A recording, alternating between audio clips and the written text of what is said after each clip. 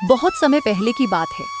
सूर्यनगर की पहाड़ियों में बसे एक छोटे से गांव शिवपुर में मोहन अपनी पत्नी ललिता, बेटे रवि और बूढ़ी मां पार्वती के साथ रहता था। उसके पास एक खेत था जिसमें वह खेती करके अपने परिवार का गुजारा किया करता था। उस खेत के उपजे अनाज से मोहन के परिवार का साल भर का जीवन आसानी से चल जाता था।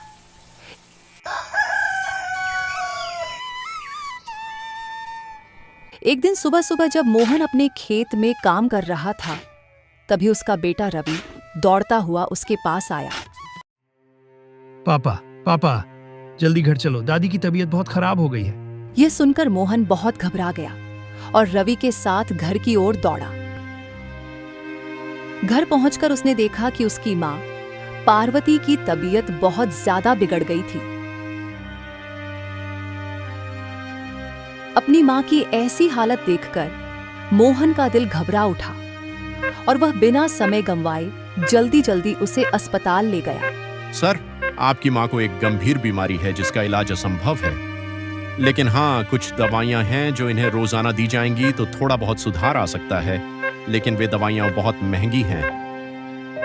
डॉक्टर की यह बातें सुनकर मोहन बहुत चिंतित हो जाता है, क्योंकि उसके पास उतने पैसे नहीं थे जिससे वह उन दवाइयों को खरीद सके।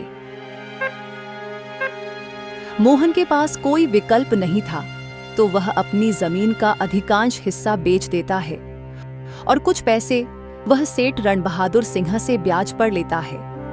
पार्वती के महंगे इलाज और महंगी दवाइयों के कारण मोहन की लगभग सारी जमीन धीरे धीरे बिक गई थी और अब मोहन के पास खेती करने के लिए जमीन का एक छोटा सा टुकड़ा बचा था। अब मोहन के हालात पहले से भी दयनीय हो गए थे। अब उससे अपने परिवार का गुजारा चलाना भी बहुत मुश्किल हो रहा था। उस छोटे से खेत के टुकड़े में इतना भी अनाज नहीं हो पाता था कि घर के लिए खाने लायक अनाज बचाकर वह सेठ रणबहादुर सिंह का कर्ज चुका सके।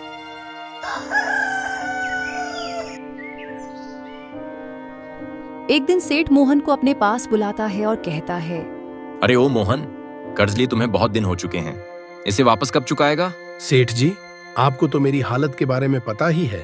अरे तेरा तो ये रोज का रोना धोना है। मैंने क्या तुम्हारा ठेका ले रखा है? मुझे नहीं पता, मुझे मेरे पैसे चाहिए। मालिक, अभी तो मेरे पास पैसे नहीं हैं।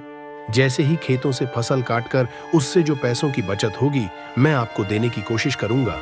अरे मैं कोशिश करूंगा का क्या मतलब? मुझे मेरे पैसे चाहिए। मालिक, घर में बीमार बूढ़ी माँ है।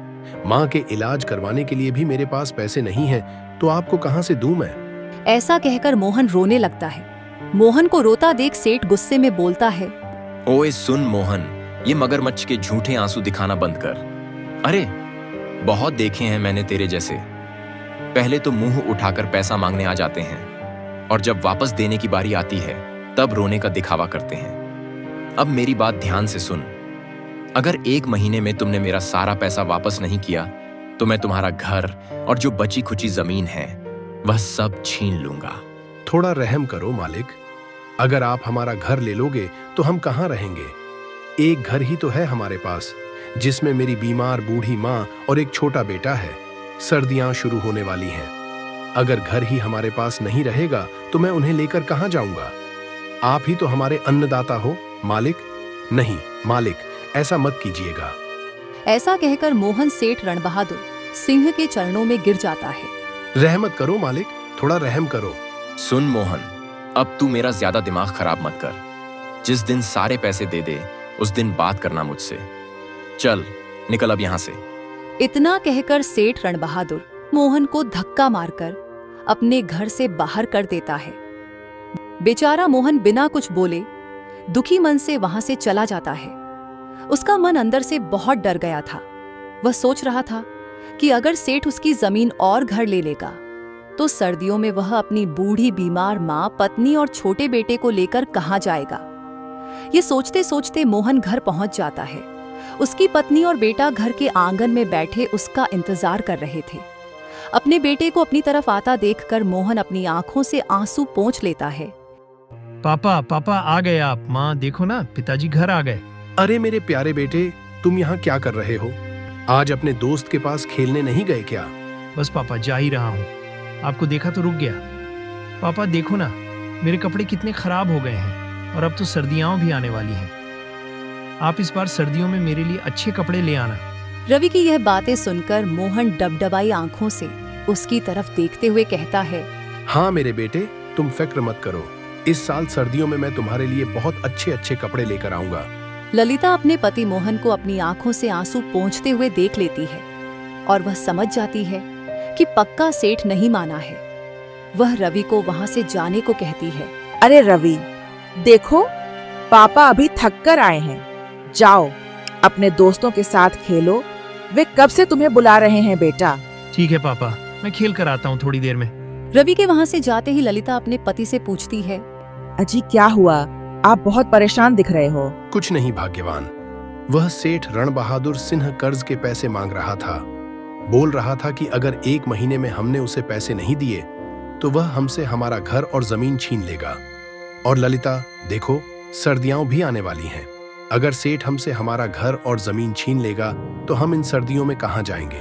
ऐसा कहते कहते मोहन की आंखों में आंसू आ जाते हैं।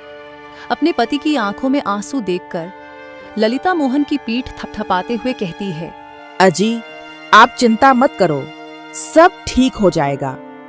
आज तक हमने किसी का बुरा नहीं चाहा, तो भगवान हम पर इतना निर्दय कैसे हो सकता है।